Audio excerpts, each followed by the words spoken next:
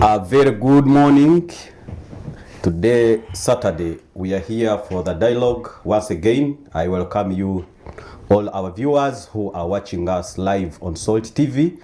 The program, The Dialogue, Moses Kajango, your host today, sitting in for Apollo Tusime, who is unable to be with us on other duties, but he is following us wherever he is. Our listeners, our viewers, we welcome you for this talk show, The Dialogue, as we are going to discuss key important issues that is happening in the country. All of you know that elections is taking place in Uganda and at the level of the East African level, where we've just had elections in Tanzania, in our neighborhood. We are going to discuss as many issues that relate to traders downtown there who are demonstrating. I welcome you again. The house is full to capacity with very important people that are, some of them are, I call them the dialoguees, who are ever here every Saturday. We are celebrating 11 years tomorrow. All of us at Salt Media, all roads will lead to Canaan land, where we shall be celebrating 11 years. And as I was consulting some of my guests within here, they are also part of the celebrations, whereby some of them have been with us here for over 3 years, and we congratulate them for having worked with us in this journey of 11 years of anniversary for Salt Media. Without wasting time, I want to introduce to you some of my guests who are with me here. I want to start with one of the prominent broadcasters who used to enjoy the monopoly of broadcasting in Uganda. By then, it used to be called Radio Uganda, but now we have the competition. Richard Baguma Tinkasimire. I used to hear that voice when I was still young. He inspired me to join journalism, and I'm with him today, exchanging some of the ideas. Mr. Tinkasimire, I welcome you. Could you greet our viewers out there? I frankly think and hope that Rugarama has had.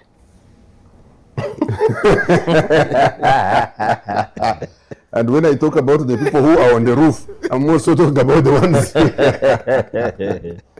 I've had as always, it is the Almighty first. I thank God, the Almighty, the All-Powerful, for making it possible that we are still here. Mm.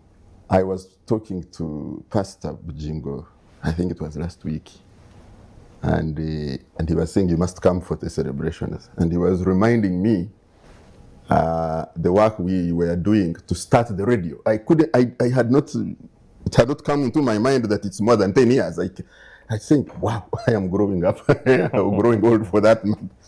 So yes, it's exciting that you are part of an initiative and you can see it impacting people. I thank the viewers who have patronized us for that long. We started off in a very rocky way, Kajangu.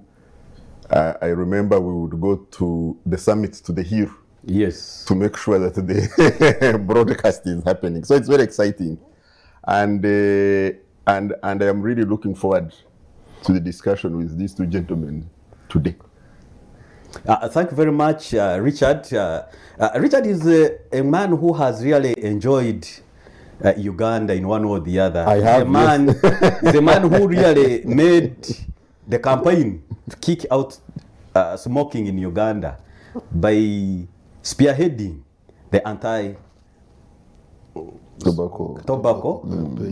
campaign. Absolutely. But the operation is yet to be. But that's a topic for another day, which we shall come here and discuss.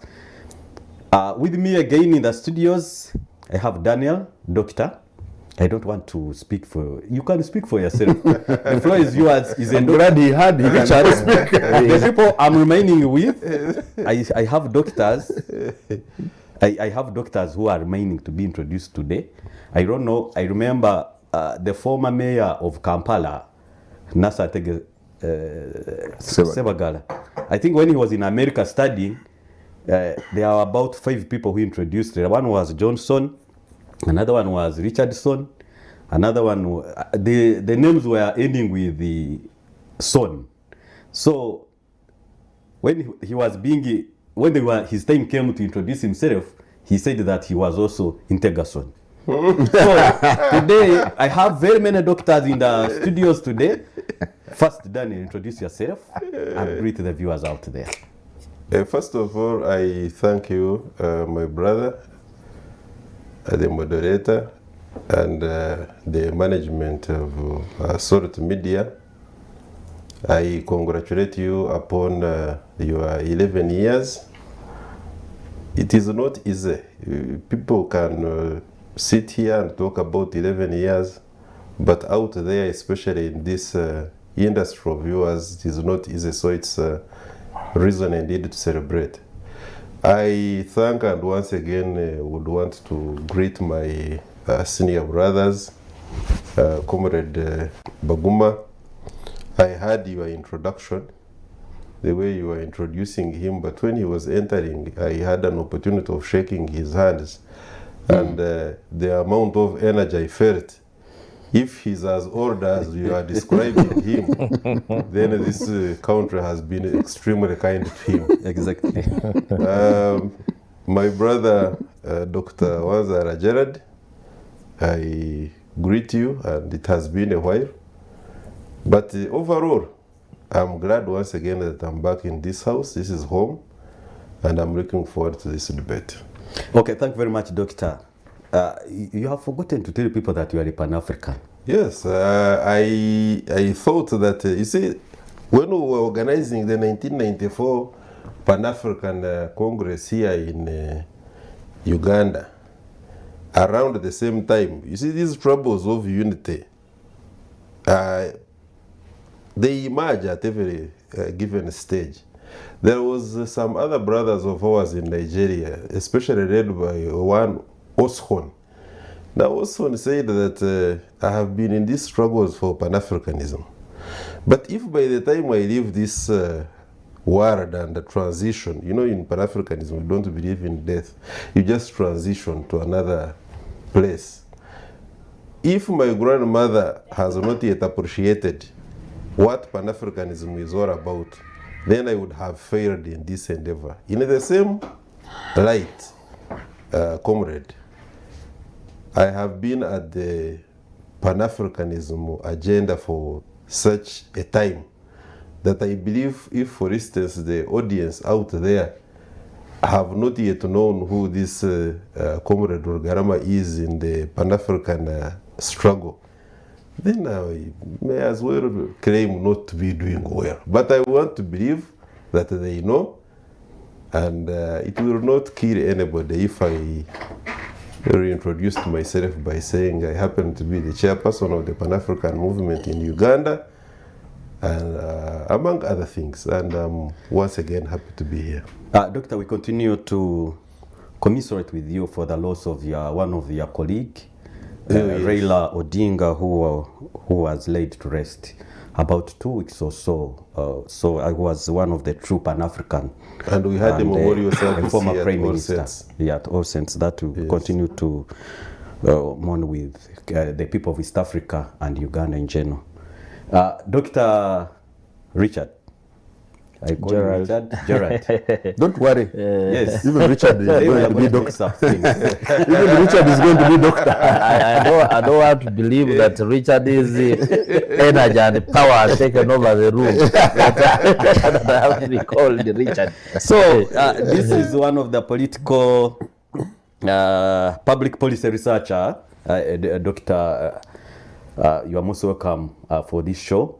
And as we were whispering before the show started, I'm told that you have made over 3 years here. In fact, the whole team here, because you have made some years you're celebrating with Salt Media.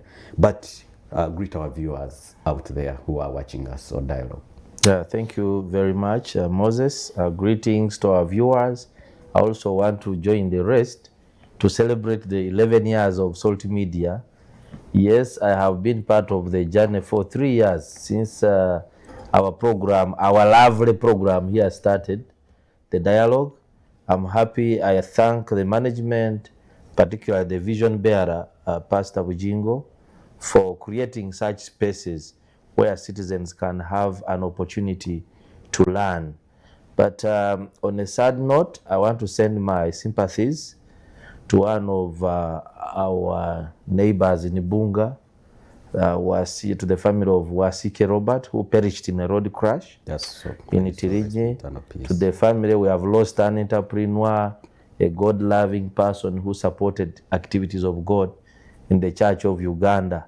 So my sincere sympathies to the community in Ibunga and the family and the people of Mbale upon the loss of Robert. Okay, we also continue to pray for the family for the loss of Waski. And I know him is a person whom we've been together in church. Dr. Garama, you know him. And we've been praying with him. So we continue to pray for his soul. Stories that have made the week. Gentlemen, I'll go back to the chief broadcaster. Mr. Richard Maguma. I think all of you have been seeing what is happening in the country and at the East African level. I was talking to somewhere in Kenya, in Nairobi. He was saying that there is a quarterfinal that is taking place in Tanzania, which has just ended. So semi-final is coming to Uganda, and the grand finale will be in Kenya. That is come 2027, when Kenyans will also be going to elect their leader. In Tanzania, things have happened the way it has happened. It's one of the peaceful countries that we have ever enjoyed all over the world. But we have seen what has happened as far as election is concerned. And in Uganda, 8 candidates have even lost count, gentlemen. I don't know whether there are some active other members who are also the Kasibantis. You can hear those names are still active, but there are some names which are running away from our heads. I don't know whether they are doing well or they are not doing well. But 8 candidates on the ballot paper come 15th January, when we shall be deciding for the next vote for Uganda. So, gentlemen, I just want you to use some few minutes to talk about the elections in Uganda and how are we moving. Are we going to see a peaceful elections? Because since we started, it's now close to a month, and we have seen there is some relative peace as far as our elections is concerned, compared to what has been happening in the past. Are we growing in democracy? You are a man who has been sitting in the United Nations, where they talk about democracy. So where do you see Uganda, Richard, going as far as we head for? We are remaining with about 6 or so days to complete the campaign. The floor is yours. Thank you. There's a saying that one day in politics can mean years and decades. So yeah, you take it day by day. But if I focus on elections, I was happy about the election in New York of a certain gentleman who started off his life here, Mamdani. He has done fast in many things in 100 or more years from what we read. First Muslim, the youngest, all those kinds of things. So that has a Ugandan. We are trying to milk it for its Ugandanness. I was telling people that if you look for Uganda online, you will see that Zoran's election as mayor of New York has had Uganda mentioned many more times than many years in the past. I think those are the people who really need to do the public relations for Uganda out there. No, actually, I think the other way, Around. that our own public relations people should be milking that one. He really did us a very good, I think, service when he decided to come wed here in the midst of a campaign which was very controversial. We didn't milk that. No, it was an opportunity to showcase. But anyway, so that's one election. The other one was across the border. There's always, of course, human beings, we also sometimes want to look on the good side. It's not true that the tensions in Tanzania have just started, that this eruption was just, that peaceful. The underlying simmering tensions in Tanzania have been on for a time. That is why you see that if you look at the previous campaigns, the opposition leader was shot multiple times and had to stay in hospital outside for a long time. That his deputy was incarcerated and tortured, that the young people around them got the same treatment. It's just that their young people were not as violent on social media. And I don't know why the Western media was also a bit kind to them. I think we sometimes want to something to hold on to demonstrate as good. But I think the conditions in Tanzania, in my view, in governance and clamping down, you ask, we have had a couple of people, Ugandans, who have been editors, the ones who work at the Nation Media Group, who have been editors in Tanzania. Ask them their experiences there. Until the country actually, the government chased all of them, said, non grata, go away from here. Against all East African protocols and all agreements. So this untruth that has been going, that in Tanzania, it's an eruption that was not anticipated. It's the same here. The week, for me, I have been praising this election. It has gone very well, relatively, except when it came into my backyard now, in Barara. And then it looks ugly. It changed the tone and the temperature. So yes, it's like I said last week here, and like I said the other week, that the level of tension, unrelated to election, just the level of tension around employment, around economic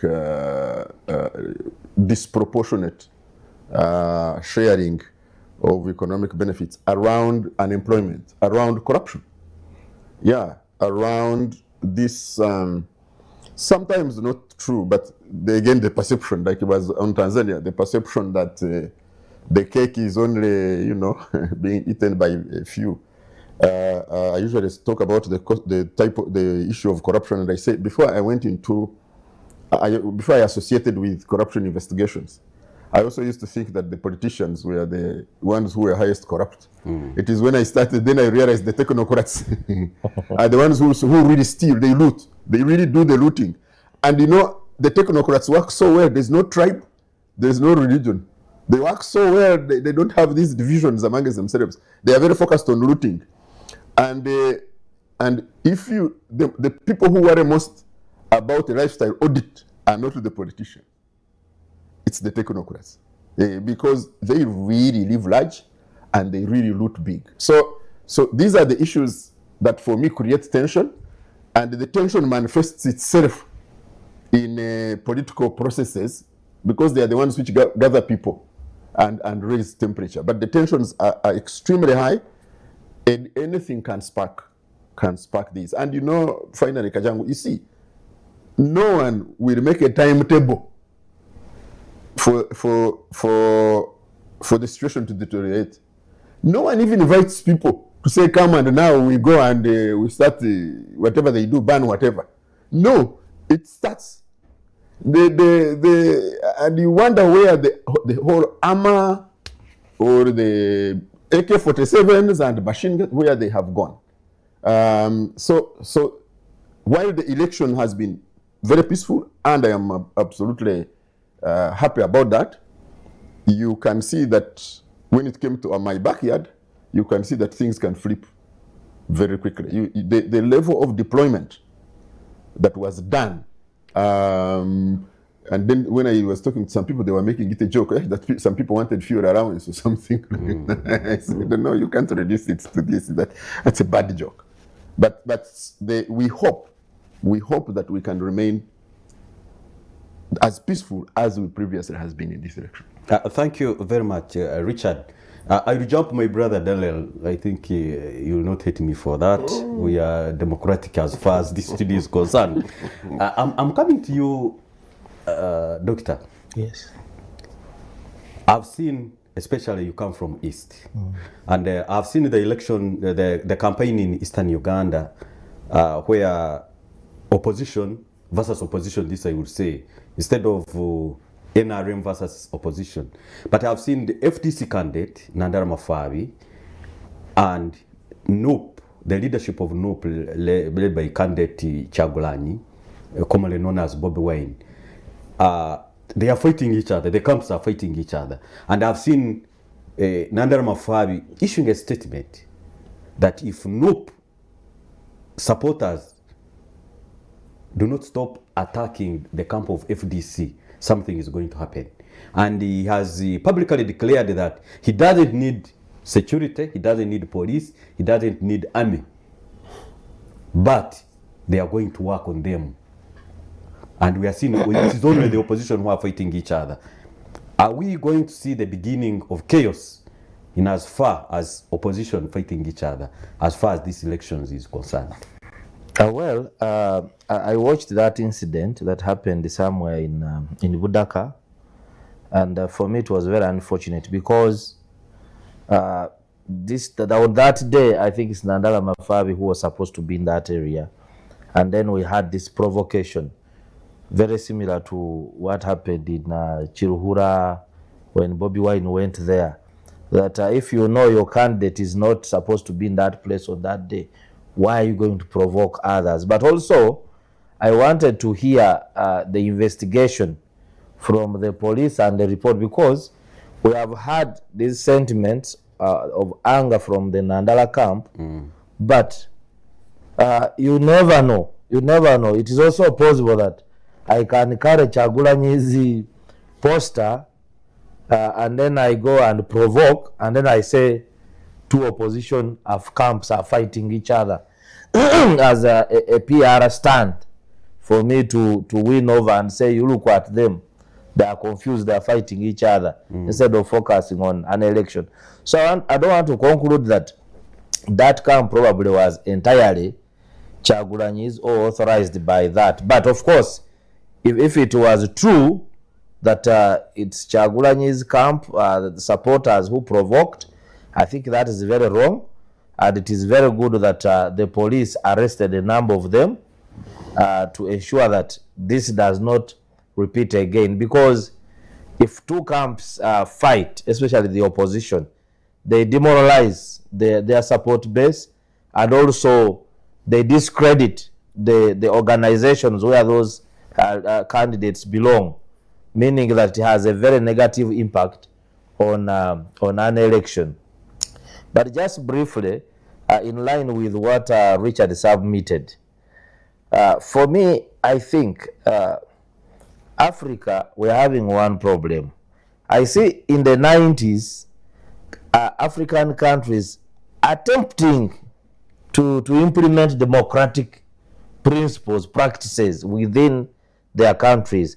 And reasons why, because World Bank aid, IMF support, and development support from Europe and US was tied to democracy.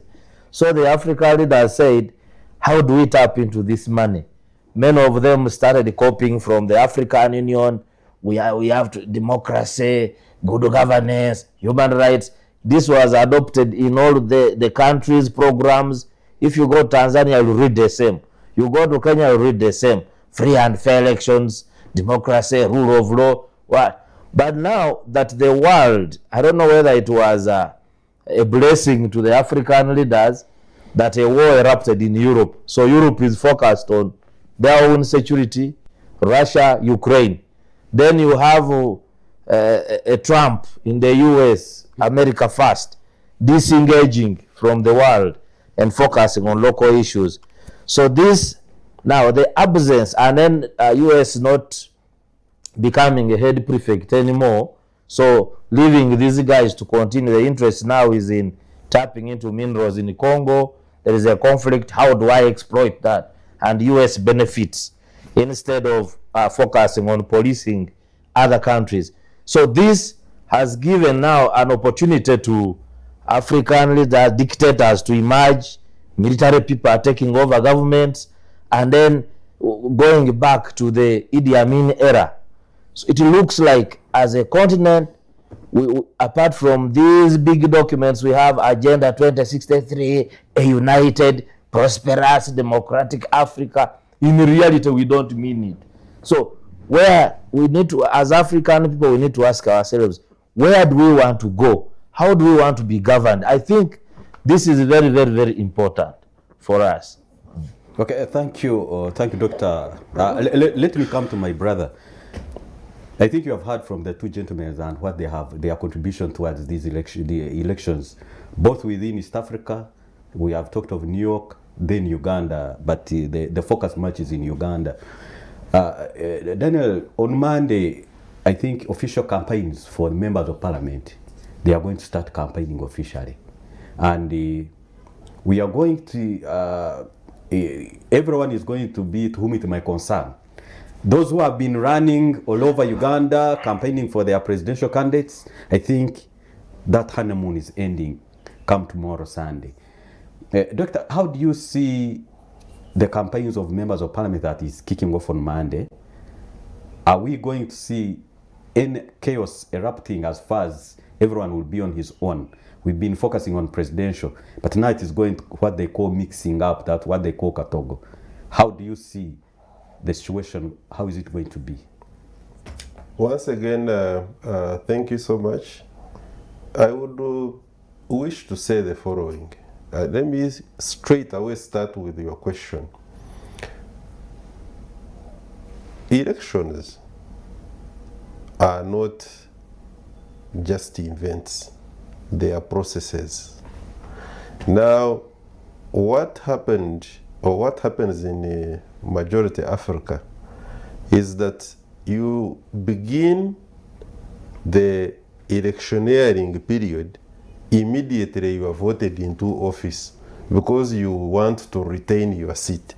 Now that is the tragedy of developing economies, that you have to continue campaigning and you do not devote time to doing or accomplishing your mandate as an elected political officer. That has, in a way, derailed the elected politicians from performing their duties. Some have actually diverted and they are doing completely very different things. And a case in point is actually our parliamentarians, because we know the mandate of a parliamentarian, at least in the Ugandan context.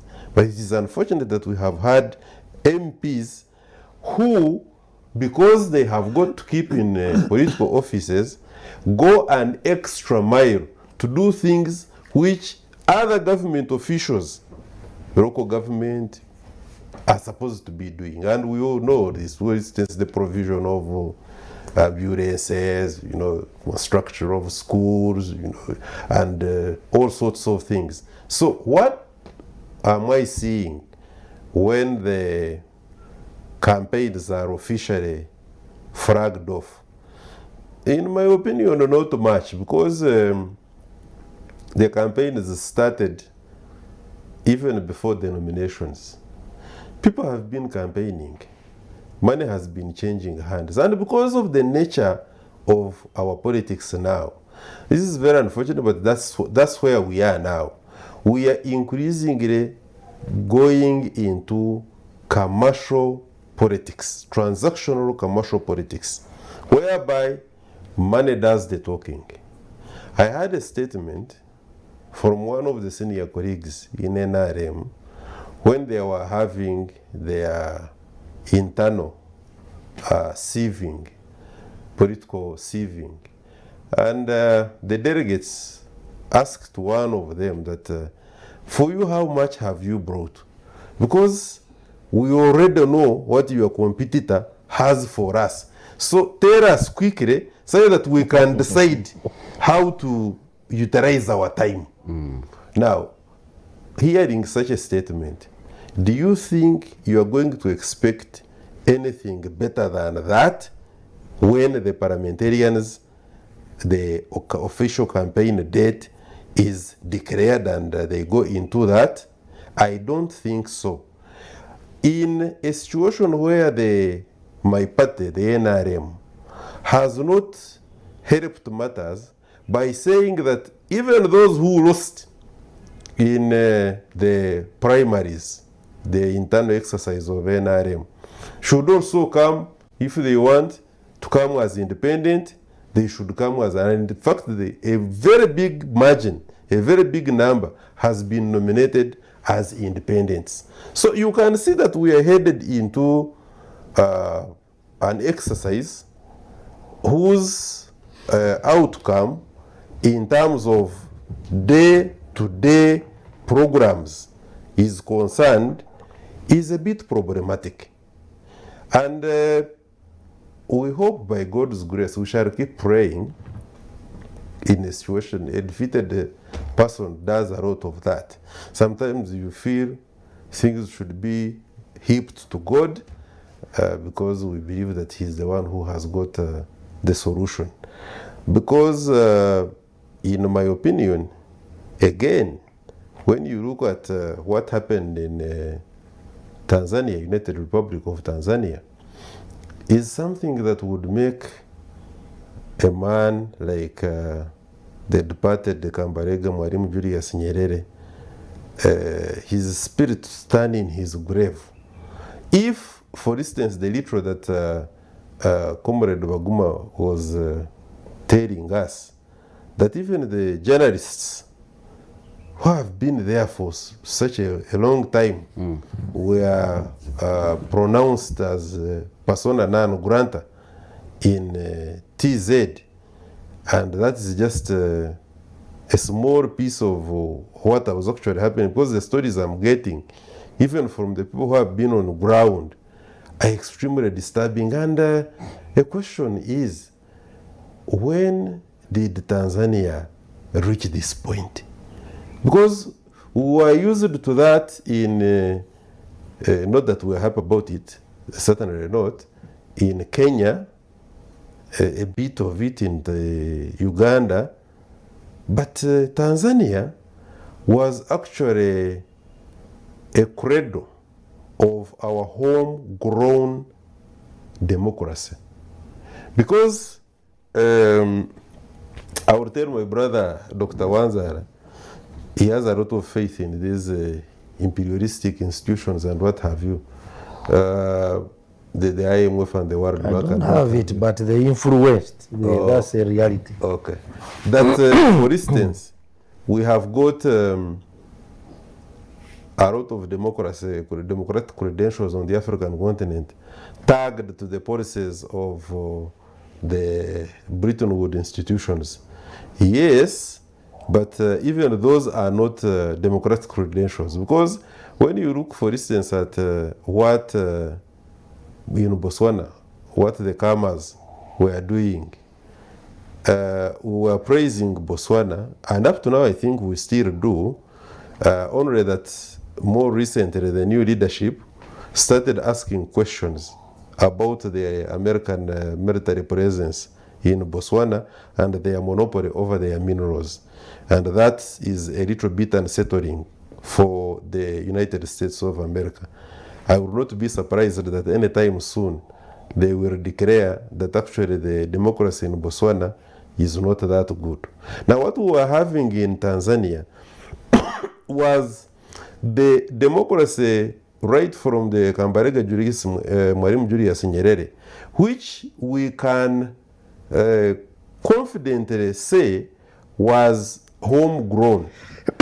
The needs of the people of Tanzania indigenously assessed, and the provision of solutions being done. Now, when we again transitioned to the period of Dr. Pombe Magufuli, it even became extremely obvious that without relying on the foreigners, you can have your problems sorted out piece by piece. Now, can we say that the rain started beating the Tanzanians immediately after the unexplained death of Dr. Pombe Magufuli? Probably no. Probably yes. But I want to conclude this week's observation by looking at our own brother, Mamdani Jr. I think from the point of view of a parent, I'm glad for the Mr. and Mrs. Mamdani. You know, when you produce a child and he does what, is it Moran? Zoran. Mamdani is doing. He has not just started by being the mayor of New York City. He was, I think, a representative at the lower level. Yeah, the lower level, yes. And he did very well. That's how. And when you look at, and you don't have to change what you believe in order to be politically correct, because Zoran was right from the start. He didn't want to change his religion. He didn't want to change the policies he believed in. He stayed true to himself, and he won convincingly by what he stood for and what he calculated and persuaded the electorate to believe him in what he believed in. And I think that was a wonderful campaign. We are glad as Ugandans that we produced such a brand. This is a product of Uganda, a bit of South Africa. So you can actually say, in summary, that he has got very little of the Americanism. This is now democracy, African Ugandan democracy exported to America. So they have a lot to thank us for in that regard. And very finally, I liked the Norbert Mao's, that is the Minister of Justice and Constitutional Affairs, our very own Chairman Mao here, when he proclaimed that this time around the presidential race is not going to be the usual business where the security forces are seen harassing the other people, but not the government political activists.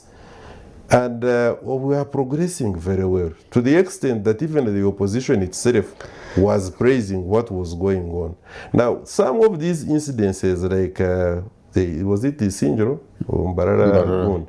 And a little bit of the Eastern, is something which I urge the stakeholders and those who are responsible to iron out very quickly, because I would want that these other problems associated with our election, notwithstanding, we should not have the security forces factor also come into play to explain the outcome of this election.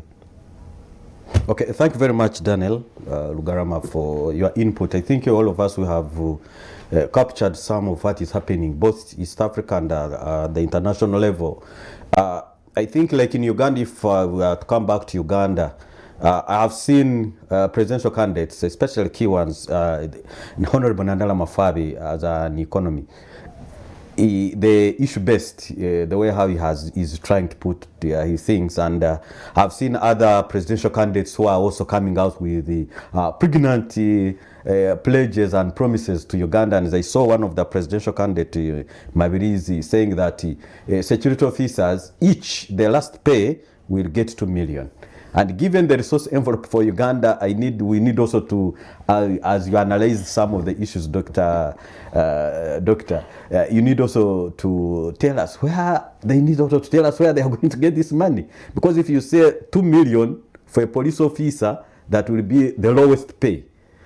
And you don't tell us exactly where you're going to get this money. I think there's something for worry as far as our presidential candidates are pledging. Just 1 minute, tell us you in the areas on where are these candidates going to get this money in case Mabirizi becomes the president of Uganda? I think, Moses, I want to slightly disagree with you. We always participate in these budget making processes as civil society. And our budget needs turning around. It needs common sense. I always say it needs some common sense. Well, every administration comes with its own policies. Like, for instance, Uganda has taken this responsibility of taking care of Salva Kiir at our cost. So every year we have trillions of money being spent by UPDF in South Sudan. We have so many operations going on. We don't know the terms. Either in Equatorial Guinea, we are protecting a president there. So you find that we have a little resource base, but it is overstretched. When you go across all budget lines, you'll find everywhere classified expenditure, classified. Actually, if we were to put that money to good use, even these thieves clobbering us at night with iron bars, and well, there would be history. Probably would have cameras in the neighborhoods, and we're able to detect these people who are climbing walls and so forth. So we have donations across all budgets. Under the president's office, you have 160 billion donations. You go to vice president's office, you'll find donations. You go now, parliament has become like a private company, corporate social responsibility. The huge billions of money there, dumped there. So if you work around the budget, you'll see that certain things, some resources can be reallocated to other areas. Look at if you manage to tame the thieves Richard is talking about. The IGG tells you we lose 10 trillion every year to thieves. That's a quarter of the budget. So if you are strong and you jailed people and you became serious, probably money would be saved. So I don't want to believe that we are very, very poor as a country. The problem is that what are we prioritizing in terms of how we spend our money? So it is possible. People have their own visions. And if I had the opportunity to look at Nandala Mafabi's manifesto, it gives, I don't know whether because of his economics and accounting background, but it shows where money will be allocated, released from, how it will be got to put here and there and there. Because having been in the parliament for long, the National Economy Committee chairperson, you know. But now the challenge is, with this low level of civic competence, are citizens able to read those manifestos and understand what is there? And also, I'm seeing rallies that are full of dancing. Ministers are dancing, everybody is dancing. The message is musicians are dancing. The message is lost in the dancing. So, is it a dancing country? Richard, the philosophy of Dr. Manzara, what he's talking about, especially in the process of budgeting, and you talked about corruption. And you have seen in many areas, we have seen in this parliament where members of parliament are being arrested for antagonizing the national budget as far as they want to get money out of it. That is promoting corruption. Are you seeing if the Mavirizi philosophy and the philosophy of my brother here, Doctor, who is neighboring me here, do you see what Doctor is talking about that can yield good fruits to see that the promises of these presidential candidates that are giving us that will yield fruits out there come 2026? No, I don't know if I would translate this well, but the Banyankore Wachiga, they say that the words that are spoken when beer is being brewed, and the ones that are spoken after the beer has been brewed are usually different. And that, for me, is what the campaign usually is like. The promises that are made as people campaign and the actions they take when they get office, many times there is a mismatch. Many times. In the countries of ours where we are experimenting with democracy, where our population structure, our economic context, in itself is a challenge to the democracy as is described. And then we have both what Dr. Werike and Dr. Rugarama were talking about. We seem to have a certain acceptance of dynastic kind of rule in our countries. Now, dynastic because of the acceptance of inheritance. So it does not have to be blood relative inheritor. You will find it will be Chama cha Mapinduzi, and Chama cha Mapinduzi will really, the party in Tanzania, will kill every attempt at opposition. Starting with the very much praised Julius Nyerere. I think we know, maybe some of us have read, what happened to his vice president at that time, his first man, and the allegations of what his principle, how his principle was evolved. But also we know during his, for the formative time of the Tanzanian nation, how the ones who never agreed with Mwalimu were scattered. Yeah, and that's why I keep saying that, you see, we don't talk about these things. It starts feeling wrong to talk about the ills of Mwalimu Nyerere. Yeah, it is as if he's sacrilege. Yeah, it is sacrilege. But he really was very dictatorial, and hounded those ones who opposed him. To the extent that even populations were forcefully displaced in his earlier economic Salama, what did they call Ujama? That people would be forcefully displaced, irrespective of their cultural, their traditional, or their whatever. And so a population gets cowed, and then that is called peace.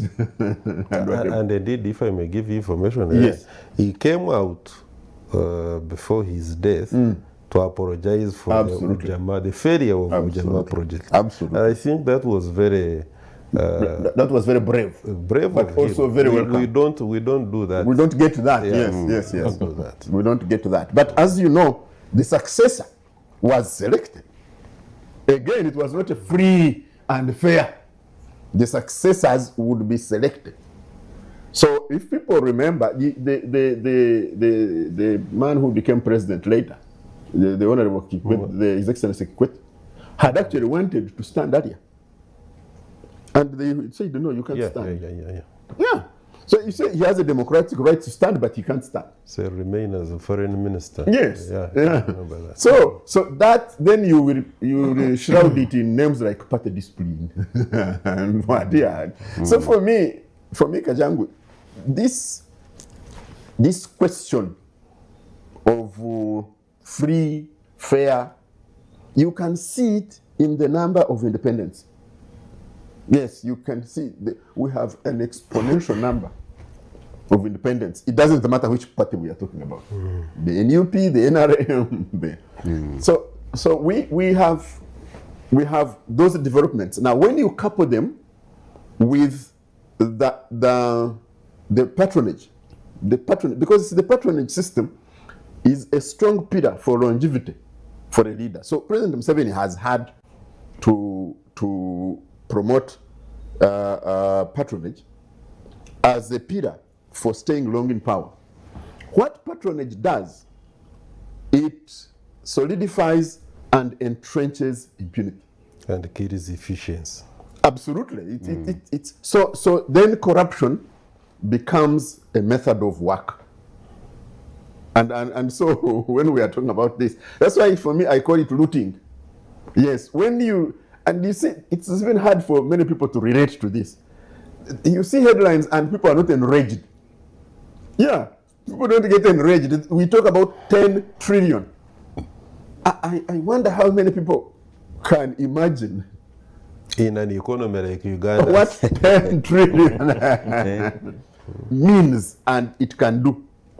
But it will be in private infrastructure, private and outside. Actually, people will be accumulating houses and bank accounts and things outside. So that's where Kajangu. That's where when you ask me to comment on this that my colleagues have been talking about, sometimes it's hard to get the public to appreciate the depth and extent of this. So therefore the electoral issues will remain, they will be doing like pointing to the thrusts. Okay, thank you very much. And maybe just one second. I will give you time, Doctor. Okay. Thank you very much, Doctor. I think I will also call you a doctor. But what about the one who is enrolling? He can also be still called a doctor. So They have a name for it. we have potential doctors here. But he qualifies. Thank you very much for your time. I think our first segment, I think we have been able to discuss the elections in Uganda, both Uganda, East Africa, and at the international level. And we congratulate our brother Mabdan Jr. For representing Uganda as far as we are. We see him speaking some little Uganda out there, so that is very important. And we congratulate him. It's not about Amin. Yeah, it's not about Amin. So Uganda, our Uganda is also seen out there. We are going for a short break, and when we come back, we shall be discussing Kampala city and the demonstrations. What is happening downtown there? We are concerned about it. So in the next hour, we shall be discussing about Kampala and the traders and why have gone to court. Don't go away. We are still on the dialogue.